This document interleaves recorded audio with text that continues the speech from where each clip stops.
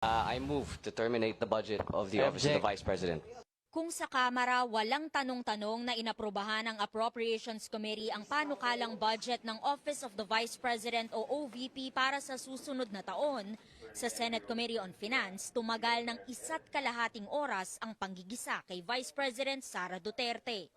Simple lang ang unang tanong ni Opposition Senator Risa Hontiveros, ano-ano ang mga pangunahing mandato ng OVP? Yusek Lopez will answer the question. It's a general question kung anong primary mandates ang ipopursue ni VP during the 6 years of her term. So kung maaari po si VP ang sumagot. Ang tinutumbok ni Hontiveros, sa anong proyekto ba gagamitin ang 500 milyong pisong confidential fund na hinihingi ng OVP? Paulit-ulit na sagot ni Duterte, lahat ng proyekto ng OVP nangangailangan ng confidential fund. Tanong tuloy ni Hontiveros, pati ba ang libreng sakay? Bawat isa sa mga ito gagastosan ng confidential funds ng opisina nyo? Yes. Mainly, the confidential funds, as I said, is for the safe, secure, and successful implementations of the programs, projects, and activities and engagements of the Office of the Vice President.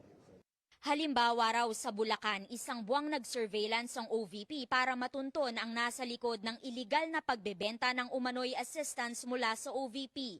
Iginiit ni Hontiveros, dapat iwan na sa intelligence and law enforcement agencies ang paggamit ng confidential funds. Isusulong niya raw ito pagdating ng OVP budget sa plenaryo. Sabi naman ni Duterte, We can only propose, but we are not insisting.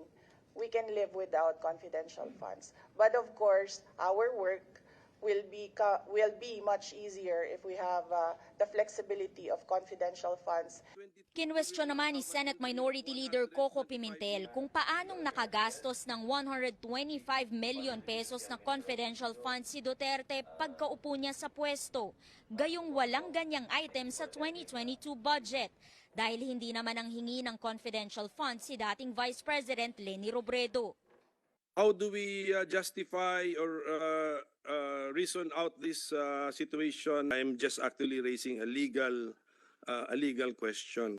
Ayon kay Duterte, nag-request siya ng confidential funds sa Malacanang noong August 2022 at inaprubahan ito bago matapos ang taon.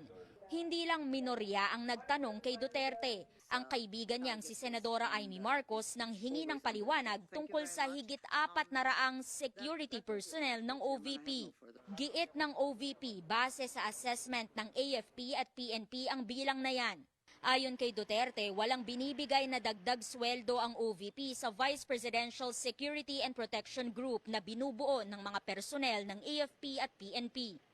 Hindi naman sila sabay-sabay, di ba? Kasi may nagpapahinga, may shifting yan, di ba? Kailangan maging frugal din po tayo. Value for money na. 4 na senador pa sana ang magtatanong pero nagmosyon si Senador Bong Revilla na aprubahan na ang budget bilang paggalang sa OVP. Hindi naman tumutol ang mga nakapilang senador. Amor Santos, CNN Philippines.